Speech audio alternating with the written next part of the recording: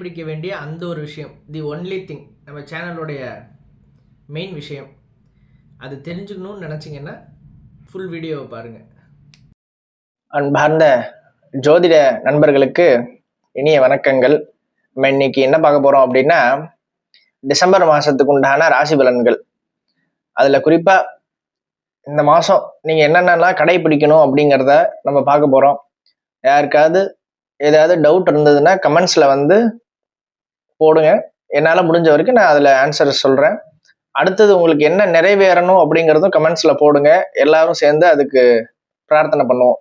Subscribe பண்ணாதவங்க subscribe பண்ணுங்க. அன்பார்ந்த மகர ராசி நேயர்களே, இந்த மாதம் உங்களுக்கு எப்படி இருக்குங்கிறத பார்க்கலாம். ராசிநாதன் சனி வந்து 3ஆம் இடத்துல இருக்கிறது. இதனால என்னன்னா, மரியாதை அப்படிங்கிறது அதிக அளவில் இந்த மாதம் உங்களுக்கு ஏற்படும். என்ன, எந்த ஒரு செயல் எடுத்தாலும் அதில் வெற்றி அப்படிங்கிறது காத்துட்டு இருக்கு.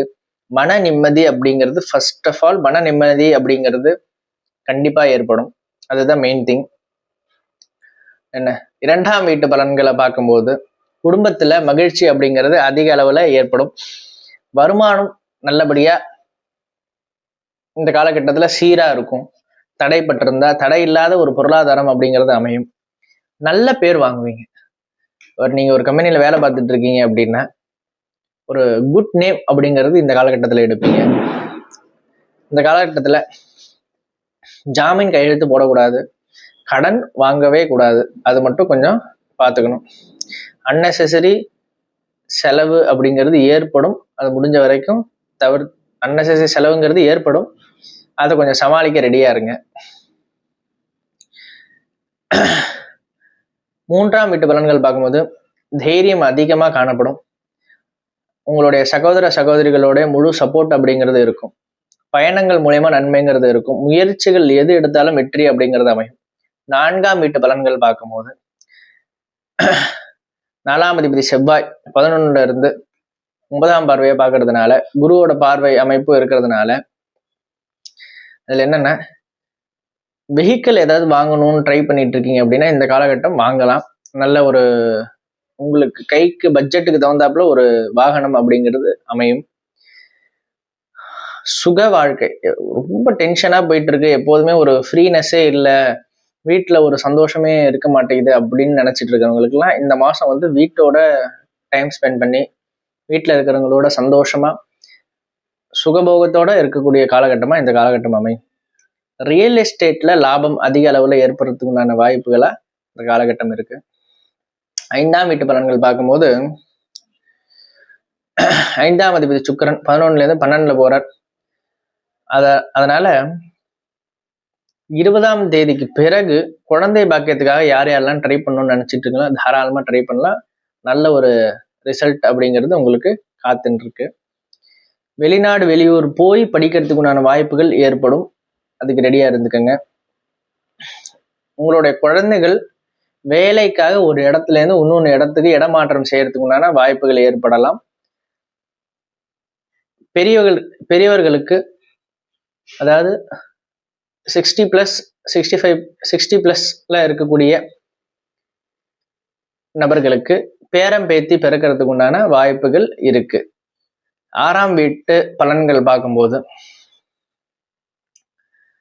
எதிரிகள் தானாகவே நீங்கி விடுவார்கள்.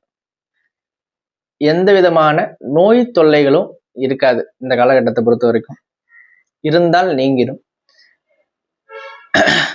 கேஸ் சம்பந்தப்பட்ட ஏதாவது பிரச்சனைகள் இருந்தா நேரடியா எந்த விதமான எதிர்ப்பும் இருக்காது. 7ஆம் அதிபதி பலன் பார்க்கும்போது கணவன் மனைவி உண்டான ஒற்றுமை அப்படிங்கிறது அதிக அளவில் இருக்கும். திருமண முயற்சி எது எடுத்தாலும் வெற்றியாகும். உங்களுடைய பார்ட்னரோட உடம்புல ஹெல்த் இஷ்யூஸ் ஏதாவது இருந்துச்சுன்னா அது இந்த காலகட்டத்தில் ஃபுல்லாக குணமாகறதுக்கு உண்டான வாய்ப்புகள் ஆரம்பிக்கும்.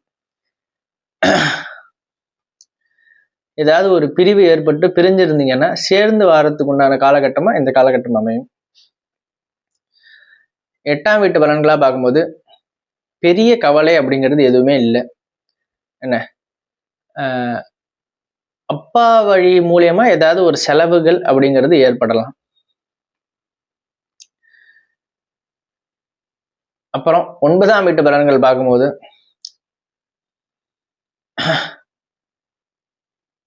ஒரு பதவி உயர்வுக்காக காத்துட்டு இருக்கிறவங்களுக்கு பதவி உயர்வு அப்படிங்கிறது ஏற்படும். பிஸ்னஸ் மூலியமா உங்களுக்கு பெரிய ஒரு புகழ் அப்படிங்கிறது கிடைக்கிறதுக்கு உண்டான காலகட்டமா இந்த காலகட்டம் இருக்கு பிஸ்னஸ் பண்றவங்களுக்கு. என்ன 2வது, கனவு, நீங்க ஒரு ட்ரீமுக்காக வெயிட் பண்ணிட்டு இருக்கீங்க, ஒரு பெரிய ட்ரீமுக்காக, அது இந்த காலகட்டம் அச்சீவ் பண்றதுக்குள்ள ஸ்டெப்பை எடுத்து வைப்பீங்க இந்த காலகட்டத்துல. இந்த டிசம்பர் 7ல இருந்து 20க்குள்ள உங்களுக்கு ஒரு பெரிய லக் அப்படிங்கிறது வெயிட் பண்ணிட்டு இருக்கு. நீங்க தான் வெயிட் பண்ணி எது அப்படிங்கிறத நீங்க வாங்கிக்க ரெடியா இருக்கணும். முன்னோர்களுடைய சொத்து பிரிக்கிறது அப்படிங்கிறது ஏற்படலாம்.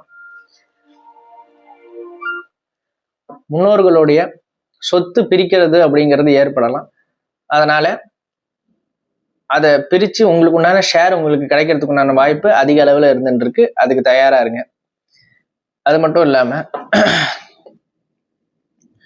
தொழில பொறுத்த வரைக்கும் 10ஆம் வீட்டு பலன்கள் பார்க்கும்போது தொழில பொறுத்த வரைக்கும் அதோட குரோத்தும் சரி ப்ராஃபிட்டும் சரி ரெண்டுமே ஹை லெவல்ல இருக்கிறதுக்கு உண்டான வாய்ப்புகள் இருக்கு.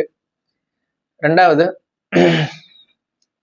ஒர்க் லோடுங்கிறது கொஞ்சம் அதிகமாக தான் இருக்கும். அதை மட்டும் கொஞ்சம் அட்ஜஸ்ட் பண்ணிக்கோங்க. 11ஆம் வீட்டு பலன்கள் பார்க்கும்போது நீங்க எதை நினைக்கிறீங்களோ அது நிறைவேறும். ஒரு இன்கம் சோர்ஸ் இருக்கு, இன்னொன்று ஒரு இன்கம் சோர்ஸ் நான் ரெடி பண்ணணும்னு நினைச்சிட்டு இருக்கேன் அப்படின்னா தாராளமா இப்ப ரெடி பண்ணுங்க. நான் எனக்கு ஒரு வழியில மட்டும் தான் பணம் வந்துட்டு இருக்கேன், எனக்கு இன்னொன்று ஒரு வழியில பணம் வரத்துக்காக நான் முயற்சி பண்ணிட்டு இருக்கேன்னா இந்த காலகட்டம் அதுக்கு ஏதாவது ஒரு ஐடியா உங்களுக்கே கொண்டு வந்து சேர்க்கும். அதை அப்படியே பிடிச்சிட்டு அதுவும் சைட்ல ஒரு இன்கம் ரெடி பண்றதுக்குண்டான வேலைகளை செய்யுங்க. அது ஒரு சைடு இன்கம் உங்களுக்கு ஒரு பெரிய தெம்பை கொடுக்கும். 12ஆம் வீட்டு பலன்கள் பார்க்கும்போது என்ன, வீண் செலவு அப்படிங்கிறது எதுவும் இல்லை. சுபவிரயம் என சின்னதா ஏற்படலாம். என்ன, தான தர்மங்கள் செய்யறது மூலயமா உங்களுக்கு ஒரு பெரிய நன்மை அப்படிங்கிறது காத்துன்னு இருக்கு மகர ராசி அன்பர்களுக்கு. மகர ராசியை பொறுத்த வரைக்கும் தி ஒன் திங் நீங்க ஃபாலோ பண்ண வேண்டிய அந்த ஒரு விஷயம் என்ன அப்படின்னா, இந்த காலகட்டத்துல உங்களுக்கு வெஹிக்கிள் ஏதாவது வாங்கணும்னு நினைச்சிட்டு இருந்தீங்கன்னா தாராளமா வாங்கலாம். அது இந்த காலகட்டம் உங்களுக்கு அருமையான காலகட்டமா இருக்கு. அதையும் தாண்டி லாங் டேர்மா ஏதாவது ஒரு விஷன் வச்சிட்டு இருக்கீங்க, இல்ல ஒரு சைடு இன்கம் ஒண்ணு ஏற்பாடு பண்ணணும் அப்படின்னு நினைச்சிட்டு இருந்தீங்கன்னா இந்த காலகட்டம் அது ஒரு சரியான காலகட்டமா இருக்கு. இதை பயன்படுத்தி ஒரு சைடு இன்கம் நீங்க கிரியேட் பண்ணுவீங்க. அது மட்டும் இல்லாம லாங் டேர்மா ஏதாவது ஒரு விஷயம் செய்யணும்னு நினைச்சிட்டு இருக்கீங்கன்னா அந்த ஒரு விஷயத்துக்கு உண்டான முயற்சிகளை இந்த காலகட்டம் எடுங்க. அது உங்களுக்கு சக்சஸை கொடுக்கும். நன்றி.